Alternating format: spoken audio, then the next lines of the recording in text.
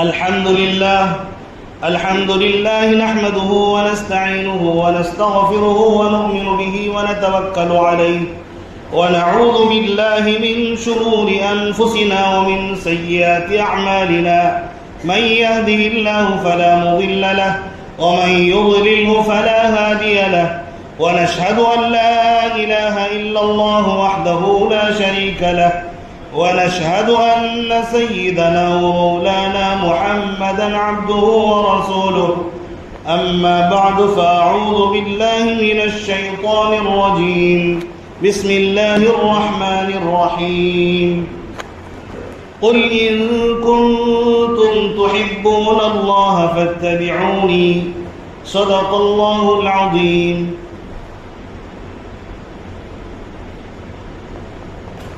خلاف راہ پیغمبر قدم جو بھی اٹھائے گا، خلاف راہ پیغمبر قدم جو بھی اٹھائے گا کبھی رستہ نہ پائے گا، کبھی منزل نہ پائے گا. میرے واجب الاحترام بزرگوں اور بھائیوں اور اسلام کے غیور فرزندوں، اللہ تبارک و تعالیٰ کا احسان و کرم ہے کہ اللہ تعالیٰ نے ہم سب کو اپنے پیارے آقا حضرت محمد صلی اللہ علیہ وسلم کی امت میں پیدا فرمایا. یہ ہمارے لیے انتہائی خوشی کی بات ہے اور فخر کی بات ہے کہ سید الرسل، نبیوں کے سردار کی امت میں اللہ نے پیدا کر دیا، اور بغیر مانگے بغیر مطالبے کے اللہ نے پیدا کر دیا ہے کہ اس امت کے ثواب کو بھی اللہ تعالیٰ بڑھا کر عطا کرتا ہے کہ یہ امت تھوڑی نیکی کرے گی، اللہ تبارک و تعالیٰ اس کے ثواب کو بڑا چڑھا کر دے گا. یہ اللہ تبارک و تعالیٰ کا قرآن میں جا بجا وعدہ ہے. اور اس امت کو اللہ تعالیٰ نے جتنے بھی انبیاء آئے، کم و بیش 1,24,000، تمام امتوں میں بہتر امت قرار دیا اس امت کو. اسی لیے اللہ نے قرآن میں کہا کنتم خیر امہ، کہ تم بہترین امت ہو. قرآن میں اللہ نے کہہ دیا حضرت آدم علیہ السلام کی بھی امت آئے، حضرت نوح علیہ السلام کی بھی امت آئے، اسی طرح حضرت ابراہیم علیہ السلام کی بھی امت دنیا میں آئی، اسی طرح حضرت موسیٰ علیہ السلام کے، حضرت عیسیٰ علیہ السلام کے، اور بھی انبیاء کرام کی امتیں آئی. ان تمام میں تمہارا مقام سب سے بہتر ہے کہ جو اس نبی کی امت میں پیدا ہو کر کلمہ پڑھ لیا وہ تمام امتوں میں سب سے بہتر امت میں شامل ہو گیا. اور اس امت کا یہ مقام ہے کہ جب تک یہ امت جنت میں داخل نہیں ہو جائے گی کسی امت کے لیے جنت کا دروازہ نہیں کھلے گا. اتنا بڑا مقام ہے، لیکن یہ مقام ایک ایک فرد کو اسی وقت مل سکتا ہے جب وہ پیارے حبیب صلی اللہ علیہ وسلم کی سنت پر چلے. آج جو میں نے سبق کے طور پر موضوع اپنایا ہے وہ موضوع ہے سنت اور بدعت کی پہچان. سنت کیا ہے، سنت پر چلنے والے کا مقام کیا ہے، اور بدعت کی پلیدی میں مرنے والے کی ذلت اور اس کی برائی کیا ہے. میں چاہتا ہوں کہ آپ حضرات اس کو اچھی طرح سمجھیے. قرآن مقدس میں اللہ تبارک و تعالیٰ نے سنت پر چلنے والوں کے مقام کو کس طرح بیان کیا ہے. آپ قرآن پڑھتے چلے جائیں، ہر پارے میں تقریباً ہر صورت میں آپ کو پیارے آقا صلی اللہ علیہ وسلم کی سنت پر چلنے والے کے مقام کو بتایا گیا.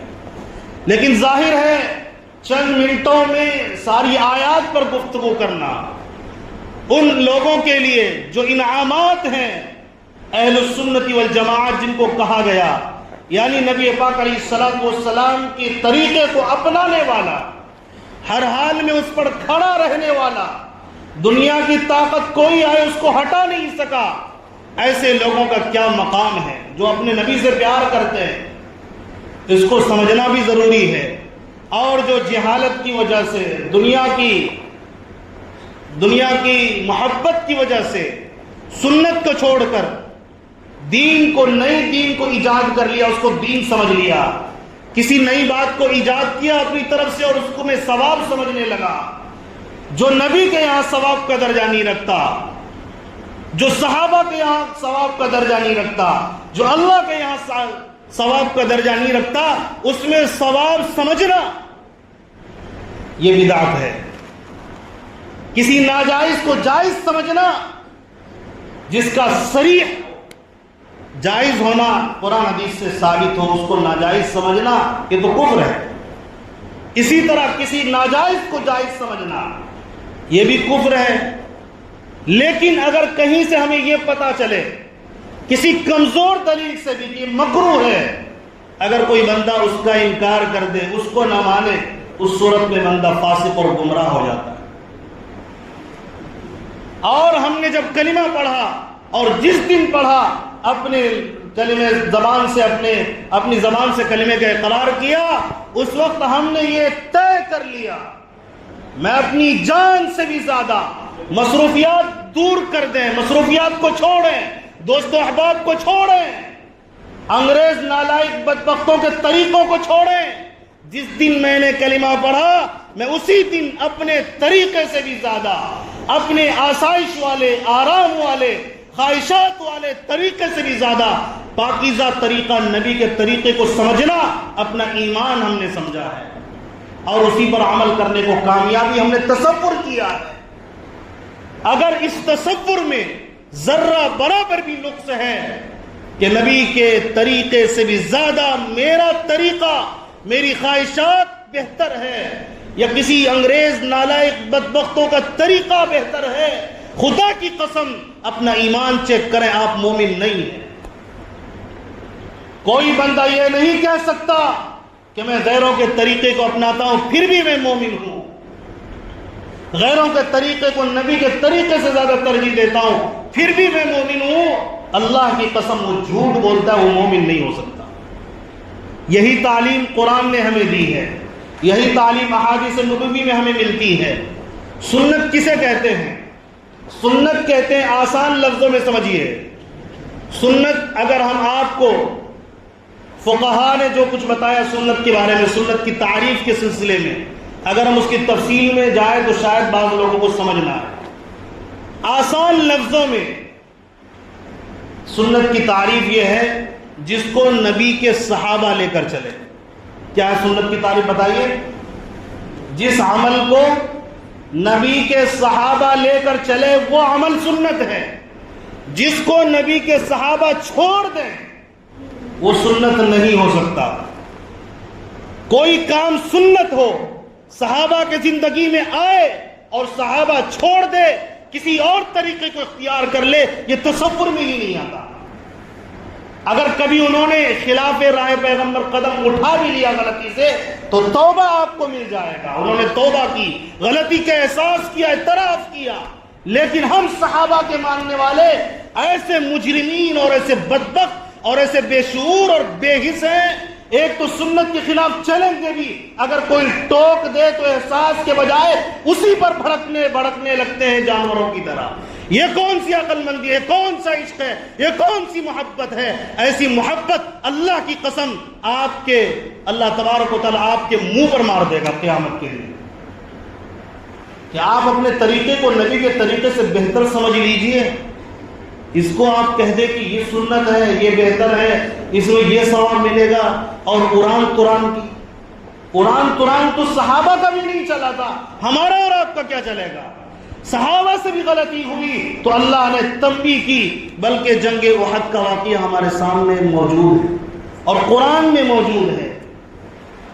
صحابہ کرام رضوان اللہ علیہم اجمعین سے زیادہ نبی کی ایک ایک بات پر عمل کرنے والا اب تو یہ سمجھیے پیدا ہو ہی نہیں سکتا جس طرح صحابہ نے اتباع کی ہے۔ نبی کے چلنے کو، چلنے کو، نبی کے بیٹھنے کو، نبی کے پہننے کو انہوں نے اپنی زندگی کا مقصد بنا لیا تھا۔ اس کے دور میں بھی انگریز قیصر و کسریٰ میں یہود و نصارہ موجود تھے اور ان کو پوری دنیا بہتر سمجھتی تھی۔ ان کے طریقوں کو، ان کے کلچروں کو نبی کے طریقوں کے سامنے اپنے پیروں سے روند ڈالا ہے۔ یہی وجہ ہے جب انہوں نے نبی کے طریقے کو اپنایا پوری دنیا ان کی غلام بنی۔ قیصر و کسریٰ کے محل ان کے قدموں میں آ کر گرے ہیں۔ پڑھیے صحابہ کی تاریخ کو، اللہ تعالیٰ نے ان کے مقام کو کیسے بلند کیا ہے۔ قرآن کو پڑھتے چلے جائیے، احادیث کو پڑھتے چلے جائیے، نبی نے کس طرح صحابہ سے محبت کی اور اللہ تعالیٰ نے اپنی محبت، اپنی رضامندی کا پروانہ قرآن میں کس طرح سنایا، اور پوری دنیا کس طرح ان کے سامنے گھٹنے ٹیکی ہوئی تھی، کرتوں پر، جبوں پر پیوند لگے ہوتے تھے، لیکن کوئی ماء کا لال ان کی طرف بری آنکھوں سے دیکھ نہیں سکتا تھا۔ یہ روب تھا ہمارے صحابہ کرام کا۔ پڑھیے نا حضرت عمر فاروق رضی اللہ تعالیٰ عنہ کے واقعے کو، ان کے کرتوں پر، ان کے جبوں پر کئی پیوند لگے ہوتے تھے، لیکن کوئی مجرم، کوئی مشرک، کوئی منافق ان کی طرف بری نظر سے دیکھنا گوارا نہیں کر سکتا تھا۔ چون چرا کی گنجائش تو چھوڑ دیجیے، پوری دنیا میں اللہ تبارک و تعالیٰ نے ایسی ان کی طاقت کو کر دیا۔ یہ سنت کی طاقت تھی، یہ کسی اور چیز کی نہیں تھی۔ پاور اور لوگوں کے پاس بھی تھی، لیکن ان کی سنت کی طاقت، ایمانی طاقت اور سنت کی طاقت کے سامنے ساری دنیا ان کے سامنے ان کے رعب سے تڑپتی تھی۔ اللہ تعالیٰ نے اتنا زیادہ رعب عطا کیا تھا۔ سنت کا ایک مقام ہے، نبی کے قریب اور لوگوں کو کفار و مشرکین اتنے زیادہ ضلالت و گمراہی میں پڑنے کے باوجود جانور بن چکے تھے۔ نبی نے جب اپنا اخلاق کریمانہ پیش کیا، کھانے کا طریقہ بتایا، جینے کا طریقہ بتایا، سلیقہ سکھایا، ہر شعبے میں جب طریقہ سکھایا، جب ان کو اپنانے لگے تو اللہ تبارک و تعالیٰ نے ان کی زندگیوں کو بدل دیا ہے۔ پڑھیے تاریخ کو، پڑھیے نبی کی سیرت اور صورت کو دیکھ کر کتنے لوگ ایمان میں داخل ہوئے ہیں۔ نبی کی موجودگی میں نبی نے کوئی زیادہ سفر نہیں کیے ہیں، کم و بیش 1,24,000 صحابہ کرام 23 سال کے عرصے میں دعوت کے نتیجے میں تیار ہوئے، اور ایمان میں اتنے پختہ، ان کے سامنے جنت پیش کر دو تو ان کا ایمان یہ نہیں کہ بڑھ جائے گا، وہ بغیر دیکھے جنت پر ایمان اس طرح لاتے تھے۔ ان کو پکا یقین تھا دنیا کی کوئی چیز موجود ہو یا نہ ہو لیکن جنت موجود ہے۔ ان کا یقین اس قدر تھا جیسے اپنی آنکھوں سے دیکھتے ہیں۔ آخرت میں اللہ کے سامنے حاضر ہونا پڑے گا، اس کا یقین اس قدر تھا، تنہائی میں بھی اپنے رب سے وہ ڈرا کرتے تھے۔ ان کی جرأت نہیں ہوتی تھی کہ کسی گناہ کی طرف چلا جائے۔ ان کی راتوں کو دیکھیں، اللہ ان کی راتوں کو، ان کے قیام کو، ان کے سجود کو اللہ قرآن میں بیان کرتا ہے۔ اللہ قرآن میں کہتا ہے محمد رسول اللہ والذین معه اشداء علی الکفار رحماء بینہم۔ محمد صلی اللہ علیہ وسلم اللہ کے رسول اور ان کے ساتھ جو ایمان والے ہیں، آپ ان کو دیکھیں گے کفار کے مقابلے میں سخت اور ایمان والے بھائی کے مقابلے میں رحم کرنے والے، اور رات و دن سجدہ ریز ہونے والے، دن میں رات میں قیام کرنے والے اور دن میں سجدہ رکوع سجدہ کرنے والے اور دن میں روزہ رکھنے والے، آپ ان کو پائیں۔ تو یہ صحابہ کی صفت کو اللہ نے قرآن میں بیان کر دیا۔ تنہائی میں جب ساری دنیا سوتی ہے، اٹھ کر میرے آگے کھڑے ہو کر اس بات کے اقرار کرتے ہیں، اے اللہ جو کچھ تو نے دیا سب کچھ تیرا، میرا وجود بھی تو ہی نے دیا ہے، لہذا میں تیرے سامنے جھکنے کے لیے حاضر ہوں، میں عاجز ہوں، میں تیرا بندہ ہوں، میری کوئی حیثیت نہیں، کوئی اوقات نہیں ہے، تو نے مجھے اپنی عبادت کے لیے پیدا کیا، جو بھی وقت ملتا ہے میں تیری عبادت میں صرف کرنے کے لیے تیار ہوں۔ مقصد زندگی عبادت کو بنایا صحابہ کرام نے۔ تو سنت وہی عمل ہوگی جس کو نبی کے صحابہ لے کر چلے۔ ایک تعریف تو آپ نے یہ سمجھ لی، اس کا فائدہ بہت ہے، میں 2-4 فائدہ آپ کے سامنے رکھتا ہوں۔ ایک تو بڑی بات یہ ہے، اس کی اہمیت کے پیش نظر اللہ تبارک و تعالیٰ نے جا بجا یہ فرمایا کہ اپنے رسول کی اطاعت کرو، اللہ کی بھی اطاعت کرو، رسول کی بھی اطاعت کرو، اور ایک جگہ صاف لفظوں میں اللہ نے فرمایا ما آتاکم الرسول فخذوه وما نهاکم عنہ فانتہوا، جو رسول تمہیں دے دے اس کو لے لو، جو رسول جن باتوں سے تمہیں روک دے اس سے رک جایا کرو۔ رسول نے کہا بیٹھو تو اب بیٹھ جاؤ، تمہارے پاس کوئی حکمت ہو، کوئی مصلحت ہو، سب کو پیچھے ڈالو، ابھی بیٹھو۔ رسول نے کہا کھڑے ہو جاؤ تو کھڑے ہو جاؤ، رسول نے کہا چل پڑو تو چل پڑو۔ یہ رسول کی اطاعت میں ہی تمہارے لیے خیر ہے۔ رسول نے کہا کہ جھوٹ نہیں بولنا، تو اب موت آئے جھوٹ نہیں بولنا۔ رسول نے کہا غیبت کرنا یہ زنا سے سخت ہے تو اس کو مانو اسی قدر بھاگو جس طرح زنا سے تم بھاگتے ہو۔ نبی پاک علیہ الصلوۃ والسلام نے کہا گالی گلوچ دینا یہ بد اخلاقوں کا کام ہے، تم نہ کرو تو ہم اس کو سمجھیں اور بد اخلاق نہ بنے، بد کردار نہ بنے۔ جن چیزوں سے نبی نے روکا اس سے رک جانا۔ یہ اللہ تبارک و تعالیٰ نے اس کی اہمیت کو بتایا کہ کتنا اہم ہے۔ اسی طرح جو شخص سنت پر چلتا ہے اللہ تبارک و تعالیٰ کی رحمت اس کو حاصل ہوتی ہے۔ پہلے میں انعامات کی بات کروں گا، اس کے بعد جو سنت کے خلاف چلیں گے اس پر کیا عذاب آئے گا، اس کو کن مصیبتوں میں کن مصیبتوں میں گرفتار ہونا پڑ سکتا ہے دنیا میں اور آخرت میں، اس کو بھی میں بتاؤں گا۔ پہلے آپ یہ سمجھیے، ایک تو یہ کہ اللہ کا حکم ہے اور اللہ کی اطاعت میں بھی خیر اور اللہ کی اطاعت میں بھلائی ہے۔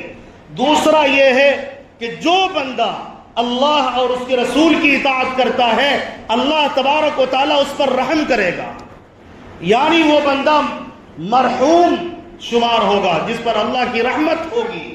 اور یہ اللہ تعالیٰ کا وعدہ ہے کہ جو بندہ اللہ اور اس کے رسول کی اطاعت کرتا ہے میں اس پر رحمت کروں گا۔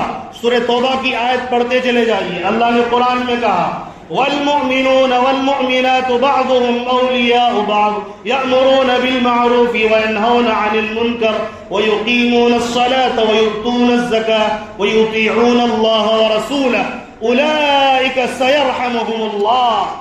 ایمان والے ایک دوسرے کے دوست ہوا کرتے ہیں، یہ امر بالمعروف کرتے ہیں، نہی عن المنکر کرتے ہیں، نماز قائم کرتے ہیں، زکوٰۃ ادا کرتے ہیں اور اللہ اور اس کے رسول کی اطاعت کرتے ہیں۔ یہ ایسے لوگ ہیں جن پر اللہ تبارک و تعالیٰ قریب رحم کر دے گا، یعنی قیامت میں اللہ تبارک و تعالیٰ اس کو عذاب سے بچا لے گا، دنیا میں بھی اپنی رحمت کے سائے میں اس کو رکھے گا۔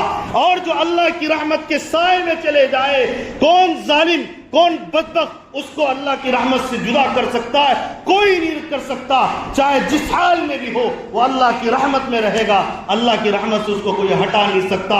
آپ یوں سمجھ لیں، ایک ماں کسی بچے کو دیکھتی ہے گندگی میں مبتلا ہے، وہ اس کو اٹھاتی ہے، دھو دیتی ہے، پیشاب و پخانہ اپنے سینے سے لگاتی ہے، اوڑھنی اور چادر میں ڈال کر اپنے اوڑھنی کے سائے میں چھپا لیتی ہے۔ اب کوئی بدبخت ظالم اس سے چھین نہیں سکتا، اس کی ماں سے اسے جدا نہیں کر سکتا۔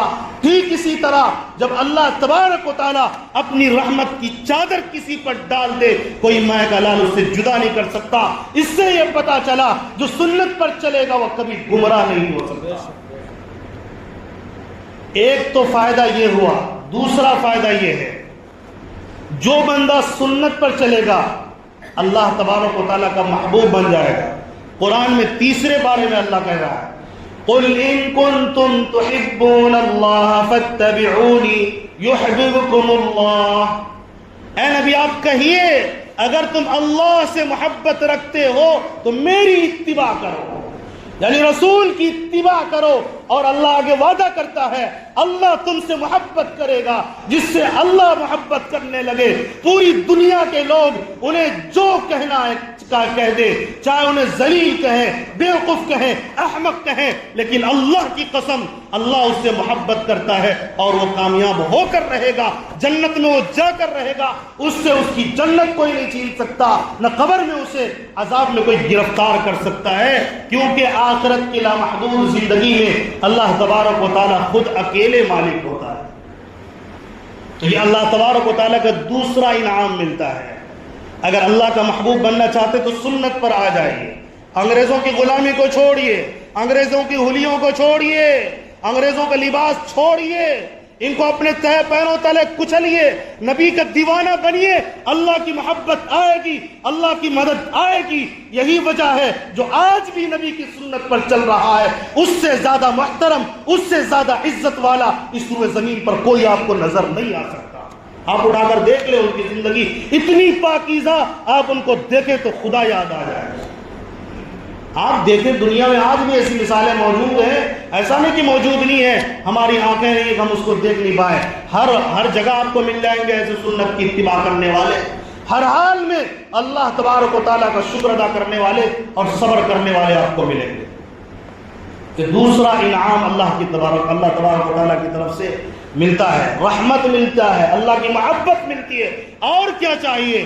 کسی بندے کو رحمت مل جائے، محبت مل جائے، پوری دنیا ناراض ہو جائے، اس کو کوئی غم نہیں، کوئی فکر نہیں، کوئی ٹینشن نہیں۔ سنت پر چلنے والے کامیاب ہو، جھوپڑی میں ہوں گے، غربت میں ہوں گے، لیکن پھر بھی وہ سب سے زیادہ اللہ کے قریب ہوں گے۔ بھائی بعض لوگوں کا سر بڑا اونچا ہو جاتا ہے مال آنے کے بعد، زمین آنے کے بعد، واہ میں تو بہت بڑا ہوں، اور روزانہ اپنے پیروں تلے سنت کو روک رہے ہو، پھر بھی کامیاب تصور کرتے ہیں۔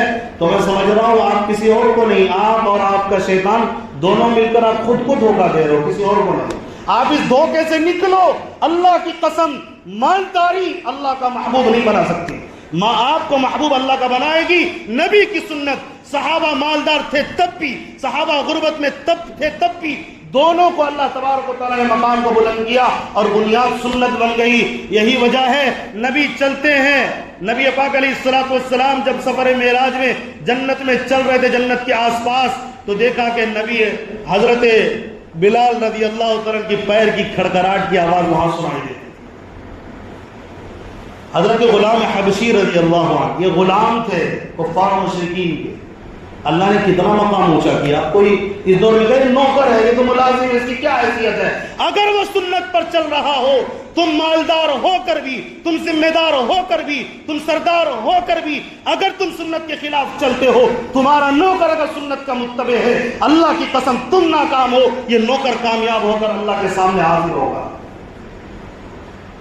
اللہ تبارک و تعالیٰ کا عذاب کسی بھی وقت سنت کی مخالفت کرنے والے پر آ سکتا ہے۔ اللہ قرآن میں 18ویں پارے میں سورہ نور میں کہتا ہے فَلْيَحْذَرِ الَّذِينَ يُخَالِفُونَ عَنْ أَمْرِهِ أَن تُصِيبَهُمْ فِتْنَةٌ أَوْ يُصِيبَهُمْ عَذَابٌ أَلِيمٌ۔ جو اللہ کے نبی کی نافرمانی کرتے ہیں، سنت کے خلاف چلتے ہیں، ان کو ڈرنا چاہیے کہیں ایسا نہ ہو کہ ان پر کوئی فتنہ آ پڑے اور اللہ تبارک و تعالیٰ قیامت کے دن اس کو دردناک عذاب میں مبتلا کر دے اور اس کو کوئی اس عذاب سے بچانے والا نہ ملے۔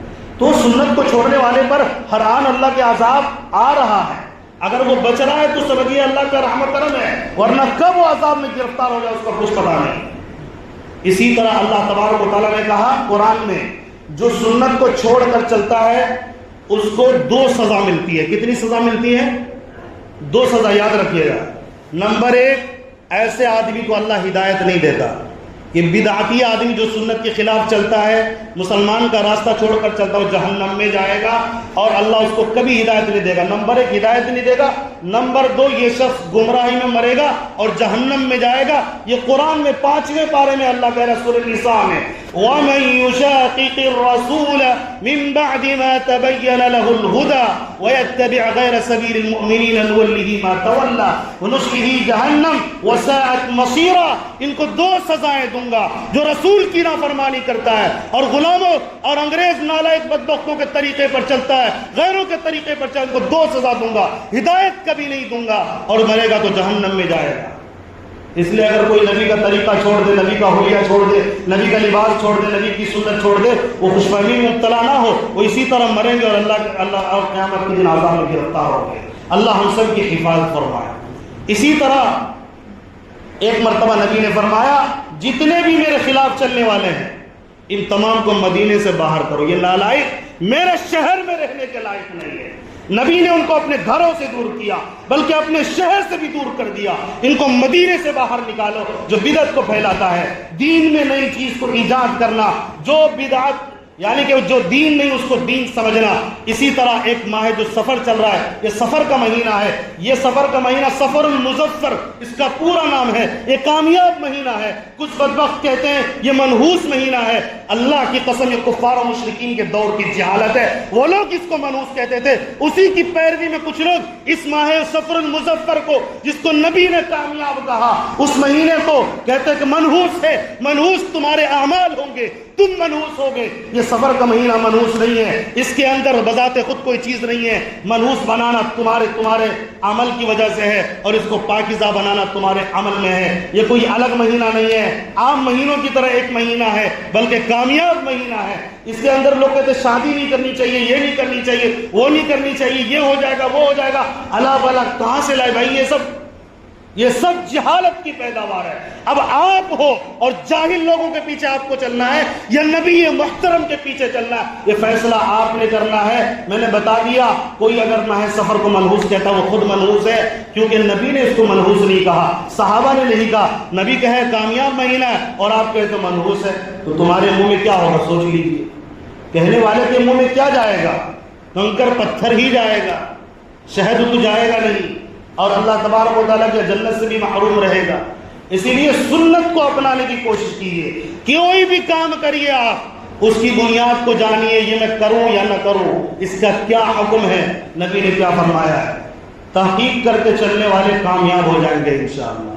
جو بلا تحقیق کسی کے پیچھے چلے جا رہے ہیں, بعض لوگ محرم الحرام کے مہینے کو بھی منحوس قرار دیتے ہیں, اس میں بھی کچھ نہیں کریں گے. حضرت حسین کی شہادت ہوئی, بھائی ہر دن کسی نہ کسی ولی کی شہادت ہوئی, تو ہر دن کچھ نہیں کرو گے کیا؟ رو کے بیٹھ جاؤ گے؟ ہر دن کسی نہ کسی نبی کی, کسی نہ کسی صحابہ کی شہادت ہوئی ہے, تو ہر دن کچھ نہیں کرو گے, بیٹھ جاؤ پھر روتے روتے مر جاؤ. یہ کیا بات ہو گئی؟ کچھ نہیں مطلب اپنی طرف سے.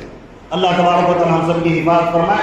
واٹس ایپ ہی لوگ بھی اسی چیز میں مبتلا ہے, کچھ بھی آ گیا ایک دم بہترین مزین انداز میں بیان کر دیا, اب خوش ہو گئے, یہ آ گیا وہ ہو گیا. نماز زندگی میں نہیں پڑھنا, نبی پر درود زندگی میں نہیں پڑھنا, لیکن نبی کی سنت کے خلاف کھڑے ہو کر اسی کو سنت کہنا ہمارا شیوا بن چکا ہے. مجھے رونا آتا ہے اس دور میں جہاں قرآن کے علوم عام ہو گئے, اسلامی تعلیمات عام ہو گئے, پھر بھی اسی 1400 سال پہلے والی گمراہی آج تک موجود ہے. پھر کلمہ اپنے کس کا پڑا, جاہلوں کا یا رسول کا؟ خود تصور کریں.